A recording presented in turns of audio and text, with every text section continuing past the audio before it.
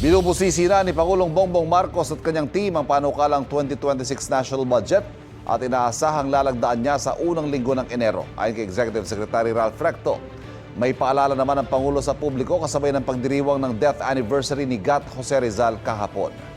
Narito ang aking unang balita.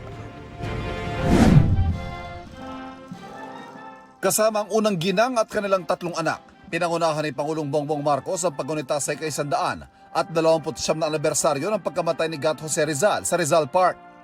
Ang pagkamatay ni Rizal noong 1896, isa sa mga naging mitya ng rebolusyong tumapos sa mahigit 3 siglong pananakop ng mga Kastila sa Pilipinas. Sa pag-alala sa ambag na yan, sinabi ng Pangulo ngayon naghahanap ang mga Pilipino ng katapatan at pananagutan sa mga namumuno sa bansa. Maaring maging gabay ang halimbawa ni Rizal sa pagmamahal sa bayan, paggalang sa katotohanan, pagsulong sa reforma, at ang tapang na ipahayag at ipaglaban ng tama. Naging abala rin siya sa ibang aktibidad kabilang ang paggawad ng Order of Lacandula na may ranggong bayani kay yumaong Migrant Workers Affairs Secretary Toots Ople at pagtanggap kay film singer at America's Got Talent winner Jessica Sanchez na naimbitahan ding mag-perform para sa pagbubukas ng ASEAN Summit sa Mayo ng susunod na taon. Binisita at pinasalamatan naman ng Pangulo ang pagtitipon ng mga taga-suporta. Sa parehong araw yan ang paglabas ng resulta ng Pulse Asia Survey na isinagawa nitong December 12 hanggang 15. Dito lumabas sa mas nakararami sa mga sinurvey ay hindi approve sa kanyang performance at wala ring tiwala sa kanya. Approve naman ang bisis sa mga sinurvey at mas mataas din ang nakuha niyang trust rating.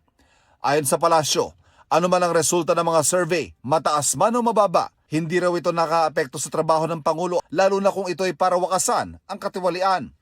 Dagdag nito, kung mababang rating ay dahil sa investigasyon sa maanumalyang flood control project, hindi ito iindahin ng Pangulo dahil hindi man popular, ay ito naman daw ay tamang desisyon. Tanong pa ni Palace Press Officer Claire Castro, mataas nga ang rating ng nakarang administrasyon pero may nais o libang kickback o may napanagot ba kahit may mga ghost project na noong mga panahon na yon? Siksik man ang schedule ng Pangulo, kailangan niya ring harapin ang panukalang budget na niratipikahan ng Senado at Kamara ay kay Executive Secretary Ralph Recto. Mismo ang Pangulo at ang kanyang team ang bumubusisi sa lahat ng alokasyon at probisyon ng panukala para malaman ang pagkakaiba sa National Expenditure Program ng ehekutibo. Inaasahang malalagdaan ito ng Pangulo sa unang linggo ng Enero ayon kay Recto. Ito ang unang balita. Ivan Merina para sa GMA Integrated News. Igan, mauna ka sa mga balita, mag-subscribe na sa GMA Integrated News sa YouTube para sa iba't ibang ulat sa ating bansa.